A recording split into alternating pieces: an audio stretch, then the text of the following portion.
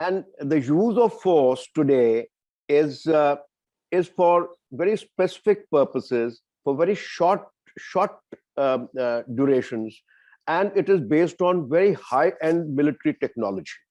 And this is the trend that we are witnessing all over the world. So that is why when people talk of an all-out war with China or an all-out war with Pakistan, it's highly unlikely that an all-out war would take place, particularly between nuclear powers.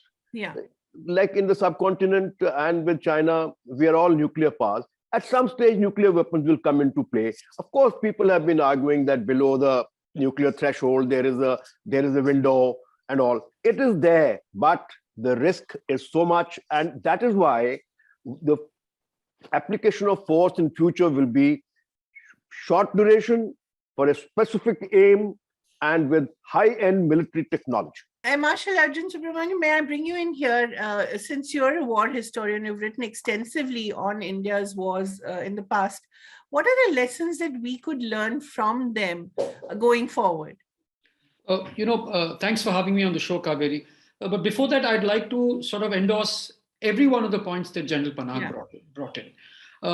And there is only one addition that I'd like to make to his narrative, and that is never before have political outcomes been so important in the employment of force as an instrument of statecraft. In the absence of the possibility of any decisive victories or defeats, ultimately it is political outcomes that is going to control or that is going to dictate how nations use force as an instrument of statecraft. That is why, unlike earlier, wherein militaries with large asymmetries could employ force with a kind of a cowboyish or even a gung-ho attitude. Today, those kind of approaches are just not possible. So therefore, greater calibration, greater use of technology, looking at outcomes right from the word go, even by generals, air marshals, and admirals. In the past, what happened is that militaries did their bit, and then diplomacy kicked in, and the political outcomes were thereafter crafted. We have no such flexibility in today's conflict milieu.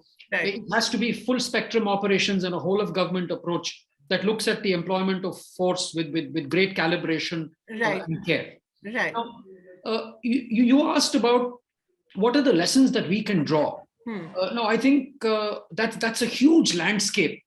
So let me bring out a couple of quick lessons. The first is that I think the Indian application of force since independence has been responsible and restrained. But at the same time, that has left us vulnerable to surprise and preemption. And I think in recent years, while we continue to espouse the principle of responsibility and restraint, but I think there is also an emerging narrative or dialogue that is increasingly taking place of saying that, look, if India is to be a rising power of consequence, I think it needs to relook at several concepts of deterrence, coercion, and compellence, and see whether we can migrate from a policy of excessive restraint and diffidence to a certain proactive approach to the application of force.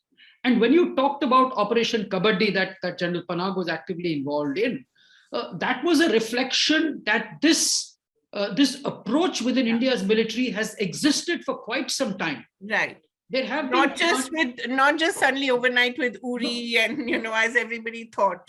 Absolutely not. I'm to say commanders such as General Panag, General Nanavati, and the others have been thinking over years as to how best we can seize the initiative and how best one can look at proactive approaches to the employment of force. General Panag, of course, I'd like to bring you in here and talk a bit about this idea that how important is it for any nation to have such sort of aggression ingrained in the DNA of their armed forces? I think by nature, armed forces well understand that the one who seizes the initiative, and retains it, has got a head start. Right. The other side has to then react. In fact, if somebody, I often used to say that the most important leadership quality a leader must have is initiative. Is to initiate action, right. and initiate action first. Right. So make the other side react. Right. While Arjun mentioned that we were earlier late, in the sense that in 47, 48, the Chinese, started the Pakistani raiders came first, then we respond. Right. In 65 again, it was a response situation from what they were doing, Kashmir or Run of Kutch. It was a response situation.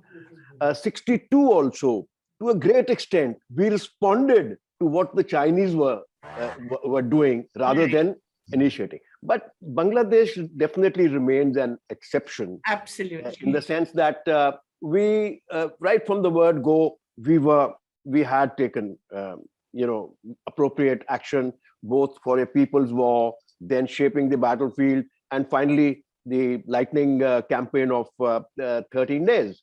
IPKF again was initiative taken by us. It was not, we were not reacting to a situation. It was an understanding. Yeah. Kargil, we reacted. I mean, we were caught by surprise. Absolutely. And in Eastern Ladakh, the reaction. Yeah. We were caught. I mean, in the sense that we have been talking about this situation, that a preemption can take place along the LAC or along the LOC for that matter. And we should always be prepared with reserves, and we should preempt the preemptor, right. or be there. But again, in Eastern Ladakh, sad to say that in the areas which were along the LAC and where no troops were physically deployed, because main defenses are a little far behind, because those areas are suitable for defense, the Chinese just walked in. Yeah. In the area of, they came up to crossroads in Depsang Plains. They came down into the Kugrang River, and even from finger 8 to finger 4. Back in 1988, when I took the first contingent of mechanized infantry, mechanized forces of 1 in mechanized battalion and 2 squadrons to Ladakh in 1988. That was follow-up of the Sundarongshu incident, and General Sundarji was very keen that we put mechanized forces there. And Sirijap used to be my preemptive task. Oh. That means at that time the Chinese were far away. They were not forward, and they were not so aggressive on the LAC. But it was Sirijap was my preemptive task. And since there was no road running, from Phobrang along this even up to finger 4, and you couldn't cross finger 4 anyway. So since the BMPs are amphibious, so we wanted to do this action at night, swimming across the Pingong on the BMPs to capture Sirijap. Wow. So if this was thought of by us almost 33 years ago, I find no reason as to why we should have been surprised. So this whole thing about being surprised at even the strategic level or tactical level, and then not being able to once you come to know, able to act before the enemy acts, I think this is something that we must learn. Right. And there's no point responding. Once you respond, then the game changes. Marshall, this is such an interesting point. Even internally, we saw in 2611 how we were so late to respond with the NSG. Are these not lessons that we will ever learn? No, the thing is, I've always, I have a thought mulling in my mind, which I call the elephant awakens. and we do have periodic eras wherein there are several commanders, as I mentioned. There are also at times accompanying political establishments that want to be more proactive in our approach. Okay. For example, let me take you back 1 year before General Panag, moved his mechanized forces, was in charge of mechanized forces in Eastern Ladakh. I think we lost out on a wonderful opportunity after the Sundarang-Chu crisis. Now, let me not, I wouldn't like to be despondent or negative about these issues, because I also want to highlight that at several times in India's recent military history, there have been combinations of the political executive and the military who've taken decisions that are truly proactive and that have even to the point of being spectacular. For example, if you look at the occupation of the Saltoro Ridge in 1984, it was a spectacular operation by the Indian Army, supported by the Indian Air Force, to seize a set of strategic heights that have been very difficult to hold on to for the last 30 years plus, and they have been a drain on the exchequer.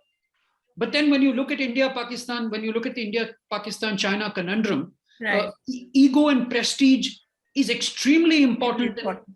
Is extremely important as a strategic tool. Now, if you look at 1967, the Nathula firefight that took place. I mean to say, had it not been for General Sagat Singh, who was commanding 17th Division, I don't think the Indians would have given that kind of a response that finally ensued. Nobody in India in 1967 could imagine that an artillery duel with the Chinese could leave hundreds dead on either side. And the casualty figures on the Chinese side were significantly higher than what we suffered. Sundarang-Chu, the Chinese did not anticipate the kind of muscular response that emerged following the occupation of a small hamlet within the Wangdong Bowl. But then General Sundarji, General Narhari, and General J.M. Singh put together an extremely proactive response, to the extent that in 1987, General Sundarji was asked by Delhi that, look, I think now you need to rein in your generals. Because both General Narhari and General J.M. Singh were building up capability for a possible limited offensive across the line of actual control, which was unheard of in the 1980s. So it's not that we have a complete strategic DNA of diffidence and restraint. The Indian military ethos is not one of only strategic restraint and diffidence. It is just that putting everything together as a whole of government package that demonstrates a proactive and an assertive approach is something which is still in the making. And I think, to be fair, to be very fair to the current, strategic dispensation, there have been several overt attempts to raise the proactive profile of India on, along the line of actual control and line of control. It is just that probably there is still a significant gap between intent and capability. So how do we raise that capability, General Panag? What do we do there? Because the cost of war is enormous, and no one understands it better than people like you who've actually fought wars. It's all very well. And I love the way General Panag consistently shuts down people on Twitter who talk to him about patriotism and nationalism. And kudos to you, General, for doing that. But the cost of war is so enormous, and our internal wars, forget our wars across the border, internal wars, and you know that better than most people. You've seen men die, you've seen families suffer. So what does one do where the cost of war is not as great as it is, and yet we have an aggressive intent, and we are able to show the world that we are, and it's important, as you said, right, Marshall, that we do need to show the world that we are an assertive power, if not an aggressive power, where the military is concerned. So, General Panag, what do we do? Let me first link this question, the question that you have asked, to what Arjun just now said about the Sundarang-Chu. See, a very interesting point about Sundarang-Chu is that at the time of Sundarang-Chu incident, the Chinese GDP was only marginally higher than us. Only marginally higher. A big factor. The Chinese military was not as potent and as strong and as technologically advanced as it is today. In fact, let me say that at times we had edge over them, because in that time they did not even have the kind of transport aircraft that could transport their mechanized forces forward, and they would have had to move long distances by road, whereas we had that capability in terms of IL-76 aircraft and all that. And so the Chinese swallowed it. All our aggressive actions and our forward movement, both in Ladakh and there.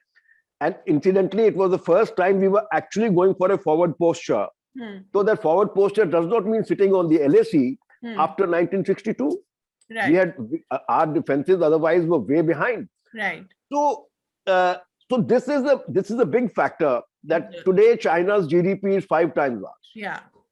And so even if let's say if our GDP goes up to even 5 trillion, right, our budget will double. Yeah. And from 46 billion dollars, we'll go up to $100 billion. That's right. That is what the army feels it will require. And while we make much of pension bills and all those things are fine, that is because this is the budget. But if our GDP goes up, our economy goes up, automatically the defense budget will go up. Having said that, let me come back to this issue that the war has enormous cost today. Yeah. Today, the number of people who die in battle, it is not only the numbers are not that high in terms of what has happened in the past. America left 58,000 dead in Vietnam alone. 58,000 dead in Vietnam. Amazing. So, but today, because of media visibility, today because of connectivity, every man, soldier who dies, in particular a soldier, because a soldier dies for the nation. Yeah. So it's not an accident. It's not something. It's not a disease. He dies for the nation. So it's an emotional factor, and so number of casualties is very, in terms of is a very major factor. Right. Then the other thing is the size.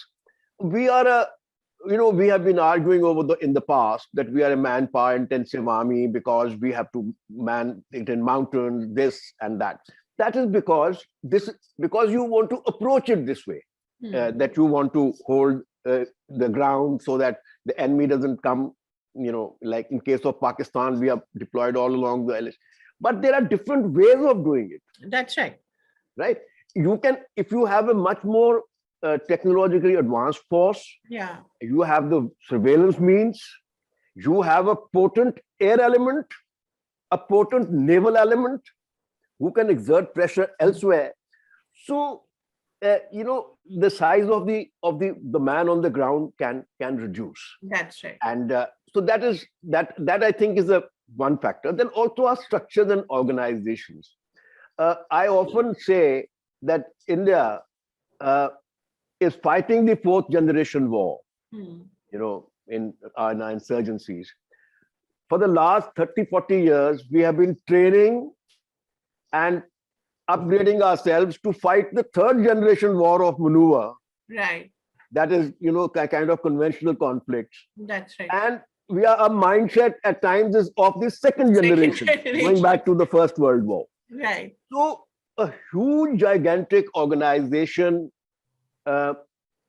is slow to respond, and much more money is spent on its maintenance than if you have a much smaller and a more potent force. Look at the Chinese. The Chinese used to at one time, have 4 million people under arms, even higher than the United States at its peak. And they have started reducing they have reduced the size of their formations. The group armies have become armies, and the divisions have been turned into combined armed brigades. Today, a corps of theirs or an army of theirs has got 6 combined armed brigades, whereas a corps of ours would probably have 3 divisions. Right. But they are technologically very advanced. Right. In Eastern Ladakh, the Chinese, as per my assessment, have used up to 3 to 4 combined armed brigades only in the front line. Obviously, if you are using 3 to 4 combined armed brigades up front, then you have to back them up with another 3 to 4 combined armed brigades. Right. So about 8 odd combined armed brigades. And we, at the peak, had pumped in 4 divisions. Wow. Almost, I mean, you can say 12 brigades, and much larger in size. Of course, they had a terrain advantage and they could be in certain positions, but we had to respond like that. And plus, we had to cater for a counteroffensive should we have to go in for. But what I'm trying to say is that even the Chinese, who were known for their mass, have reduced in size, made their armed forces more potent, and we are not attacking this problem, in a I would say in a determined manner. Right. And we talk about it, but we do not attack this problem in a determined manner. Right. Today, if I were to distribute the defense budget, I would put it Navy, Air Force, priority 1. That's technology. Right. What Navy can do in the seas to advance our national interest is far beyond what anybody else can do. I mean, what the ground forces can do. Air power. Right. I would have liked to see that today we had 126 Rafales. That kind of, we would have had a quantum jump over our adversary. Instead of this 36 we finally. Well, I'm not saying that 36 are also good, but this is what we require. But with the budget being spread out over an entire elephantine mass, there's very little left for anything else. Right.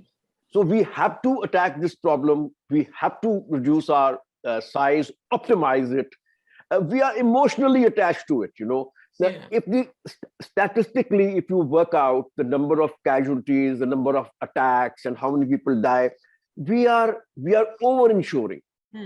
Whole world functions on 3 companies to a battalion. We function on 4. On the pretext of we'll have to put in more, we have to do this, we have to do that. It is illogical.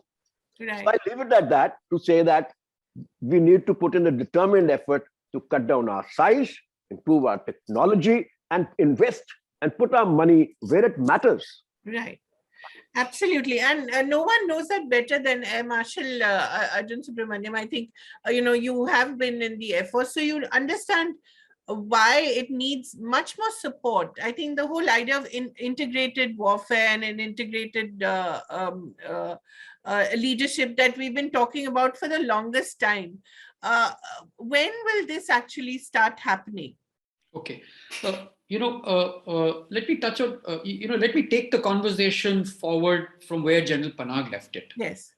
And to my mind, I think we've taken a long time to shed many, a predominantly colonial mindset when it comes to the prosecution of war. Now, even amongst the allies, even amongst the Japanese, even amongst the Americans and the Germans and the Japanese and the British, of all the 4, the British were the least known to execute maneuver. Now, I think a similar mindset did steep into the Indian military after independence. And therefore, the word that I would like to use, that is the need of the hour, is greater flexibility and maneuver in the military mind. Right. Not entirely on the ground, not only on the ground or in the air or in the maritime domain, but also in the mind. Because what we are seeing increasingly with China is China is pushing as hard as possible to win without fighting. Right. Which means to say it is employing its vast resources and asymmetry to prosecute what I call all measures short of war. Right. Many people call it the gray zone. People call it hybrid warfare. Whatever name you give it. But all this involves a lot of improved maneuver in the mind. I think. Based on several discussions that we have at the National Defense College, and I think this is rapidly seeping into the Indian military mind, and it is rapidly seeping even into the strategic establishment. So strategic, so maneuver of the mind, the need for better technology, the need for downsizing and for balancing the Navy, the Air Force and the Army. In theory, everyone understands it. Right. It is putting it into practice that offers the greatest, that offer the greatest stumbling blocks. Yeah. And that's what integration is all about. That's right. Now, if you look at it in terms of maneuver, maritime spaces and air spaces offer the maximum potential. Yeah. Offer the maximum potential. Right. Continental boundaries and frontiers and land is ideal for friction. Yes. So we have to move away from friction to maneuver, and that's where a little more understanding of the maritime and aerial domains must prevail within the warfighting community, not only the strategic establishment, but also the warfighting community. For example, let me give you another analogy. Suppose the asymmetry between India and China is a given.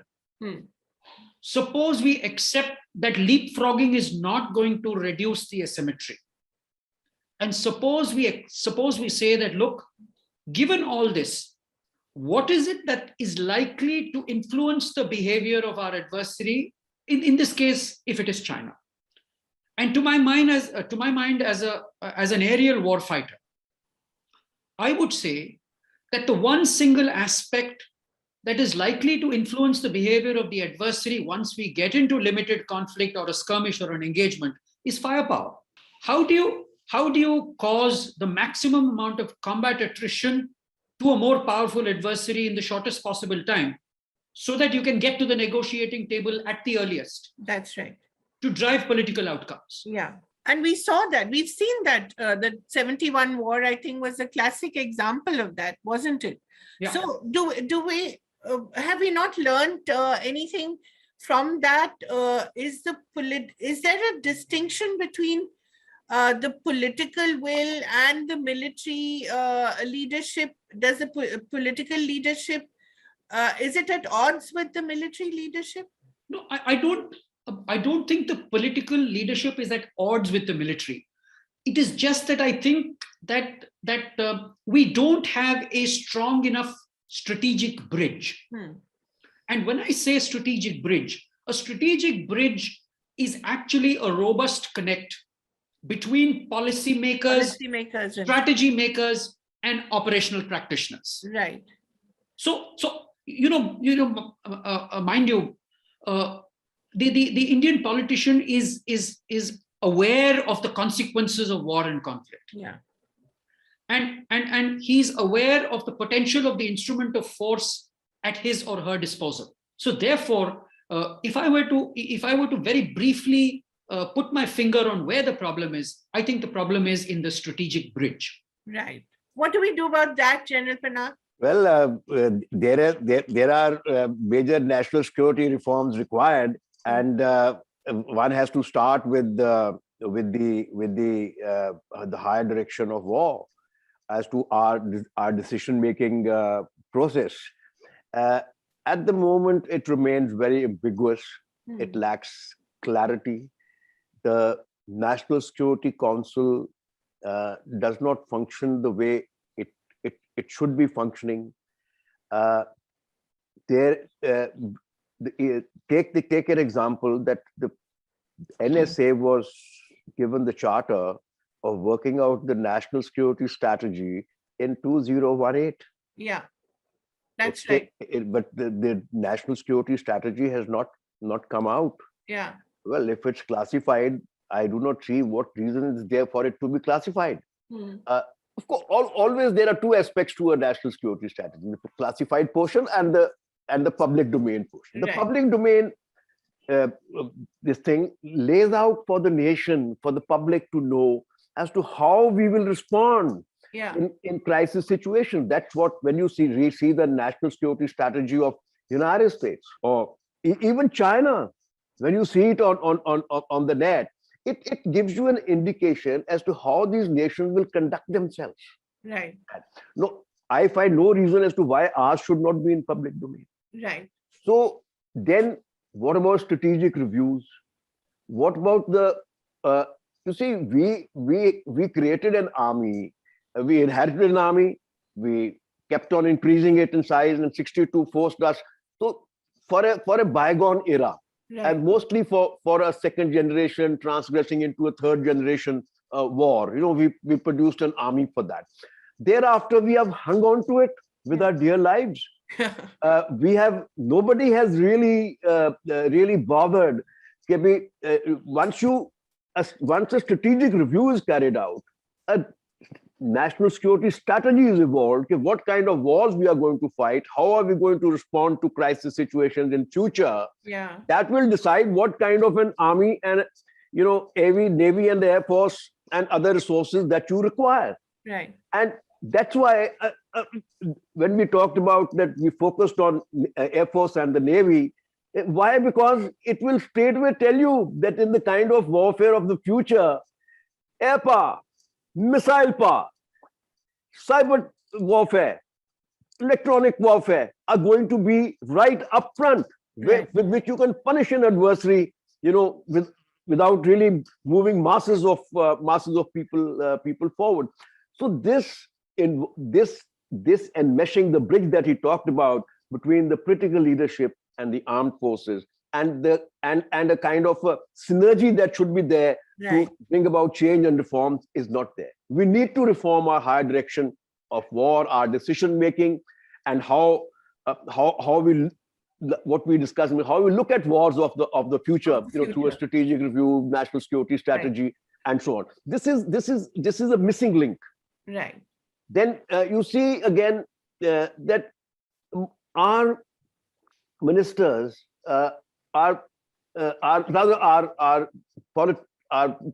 political leaders are too much involved in politics. Right. They spend very little time on their actual job. Right. And this in particular applies, I'm talking of the defense minister.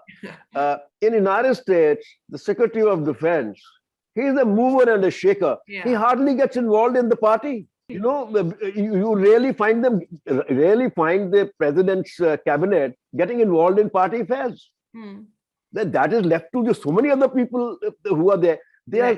And look at Rumsfeld is criticized for that his sort of reaching, bearing attitude towards the military. Look at the kind of reforms he brought about for the United States. Right. He brought them down from divisions and corps down to brigade combat teams, a more agile force. Right. And he was deeply involved in it. What is called the revolution in military affairs. Rumsfeld was deeply involved into it on day-to-day basis. So whereas it doesn't happen in our case. So there is a need to relook at how our political leadership looks at their armed forces, how this, the bridge between the two has to be sort of built, and it has to be, what should I say? It has to be formal. In 1962, when the Prime Minister Nehru said, throw them off the Thagla Ridge, and so did Menonce, and these directions were given to General Thapar and to the DMO, and also to General Kaul. But General Thapar, I granted to him that he said, let's have the order in writing. Right. Mr. Serene was the Joint Secretary then in the MOD. He sent out a 4-5-liner for the Indian Army to almost go to war with China. Right. Throw them off the Thagla Ridge. Though he left a very ambiguous thing. So does our government ever give a formal political directive? Or it is just, General Saab, kuch kar do, kar lo. But that is not. The government must give a political directive with political aim defined, which the military must translate into its the military aim of the conflict of use of force, for that matter. So this absence of directive, why do you think we do not reclassify our records? Yeah, I mean, look at the Henderson Brooks of all of them. I mean, that is the Henderson most Brooks obvious. is a small thing. We don't even have an official history of 1971 war. Yeah. The history that has been published is unofficial, published by retired officials of the Ministry of Defense, of the history division of Ministry of Defense. They are under their own name. It's nothing to do with the Ministry of Defense. So we don't even have a formal official history of 1970 war, the greatest victory of India. Absolutely. At all times, I would say it probably one of the greatest in our history, and probably one of the best in the world. One of the greatest actually in the world. I mean, which war has actually created another nation like that? This just shows how we view these things. Yeah. I mean, what will happen if the minutes of the meeting, which was chaired by Mrs. Gandhi, are made public today? Right. Then all these juvenile controversies about that Sam said this and Gandhi said this. I mean, these would get clarified. Yeah. And also, why not put out the directives of the Army headquarters, Naval Air headquarters, and what the people received, and all that? Then only will you understand how it happened. But having said that, the 71 was still a job well done in terms of even at the higher level. Yeah, of course. And Ashin, since you are a historian, I would like to bring you in here because as General Panag said, there's so much that is still unknown, or not known or not officially known. And we have this, and yet we have this new sort of emotional celebration of the soldier, in the new emerging India that you have, the celebration of the martyr, the celebration of the soldier, but that's a very emotional, it's not an intellectual exercise. And I think that is very significant. When do we become intellectual about it? I mean, when do we start becoming intelligent about it? Before that, I just wanted to sort of offer a bit of a contrarian perspective to what General Panag mentioned. Now, he mentioned about, by no yardstick am I justifying the absence of a national security strategy or a national security doctrine. It is a must for a rising power and a power who wants to join the global stage. That's right. But having said that, look at the United States. Every year they come out with the National Security Review. They are the ones who coined the term the revolution in military affairs. They are at the forefront of doctrinal advancement. But yet in the post-World War II era, they've not won a single war. Succeeded on the battlefield. They've not won a single war. Yes. So now when you discuss that within strategic circles, so Indian strategic circles have a fairly strong argument to say that, look, we haven't done too badly. We don't have a national security doctrine. We don't have a national security strategy. We like to keep our methods ambiguous, and it hasn't been too bad. It hasn't resulted in more than one real failure, which is 1962. Right. So it's a tough debate that is currently going on between those who believe in systems and processes, and they're very, very important. And that is why I am also of the belief that you need to have a articulated strategy and a doctrine. And there is a very strong set of people who believe that we don't need to radically change what we've been doing so far because the results haven't been all that bad. Right. Why fix something that ain't broken, Then there are arguments that say, who says India doesn't have a strategic culture? It has a strategic culture, which is not articulated in writing, but it is there in the mind, and it is there when execution takes place. So, there are both these arguments. And therefore, I think what we really have is we are a typical raucous democracy. And we can't help that. And the second thing is, you asked me, is that how do we move away from jingoism and look, no, that will happen when the military is significantly detached from mainstream society. In India, one of the I think now you are seeing the military which is representative truly of India. India with all its multicultural, democratic diversity society, no longer belong to affluent families who joined the military. Right. So that is one step in the direction that you're talking about. Right. The second set we're talking about is that during the early years after independence, we lived in a neighborhood that was stressed, that had a lot of military takeovers all around. Right.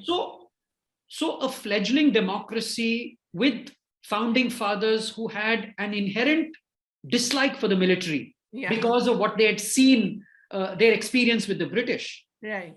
So there was this attempt to say that, look, we need to at least, till Indian democracy is robust enough, we need to keep the military relatively isolated from civil society. Right. But I think that process, I think we are evolving in in a decent direction. And I think the military now is a significant part of civil society. But yes, I think there is a need to reflect on this unnecessary hagiography and eulogizing the military, particularly in times of crisis. Right. Any closing thoughts, General Panag and M. Ashif? I think what I would like to end by saying is that our military and our wars, it's been a mixed bag. And we haven't, I agree with Arjun entirely, we haven't done badly at all. 1962 war, the only major catastrophic defeat that we have suffered. Right. And even there, I would say that we lost the war, but we got the borders. What I'm trying to say is that we were, because of underdeveloped infrastructure, because of the, as we moved forward for the, during the forward policy, twice, up to 59, it was a traditional forward policy, mark the frontier. But beyond 59, particularly in 61, 62, it became contest the other side. Now that is what brought about the clash. But had Prime Minister Nehru not done this, then Chinese would have simply walked up to the area, up to where we had the roads. Right. And we didn't have the roads almost to most of the places. Right. So even there, I would say we were defeated, but we got the borders. Right. Otherwise, the borders wouldn't not have been there. Right. And now, no matter what China does, barring all these pinpricks and all minor this thing that have been going on because of in Eastern Ladakh, I don't think China can really alter the LAC. Right. Territory is no longer an issue. What it has proven in Eastern Ladakh is what we had discussed earlier. Part of the talk was that the future of war, how the war is going to take place. China did a limited action. Right. It asserted itself. Right. It got its, proved the point about its 59 claim line and left it at that. Right. It doesn't want to do anything more. Right. Now both sides are facing each other because both are suspicious of each other. Okay, if you leave, then we'll do it, or he will leave, I'll do it, that kind of a thing. Right. So I feel that, how can anybody imagine that China can come marching across with his might? Well, then, as nuclear weapon states, what have you got the nukes for? Yeah. Something that's unimaginable. So this is how it will happen, and this is how it happened. Right. I think that's what we should look at, the reform ourselves to fight the wars of 21st century. Which are limited, which are shorter duration, which are aided by technological firepower. Those are the wars of the future. Yes. And which are about assertion, not necessarily just responding, which are proactive sometimes. So there are, I'd like to offer two closing points. Yes.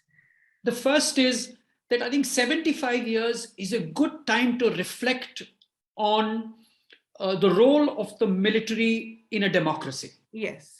And I think the Indian military has done a sterling job when it comes to upholding protecting and furthering democracy. Absolutely. No question of that. And the second point that I wanted to talk about, the second point I wanted to talk about earlier on, we used to egg on troops and the forces by saying, together we fight and together we win.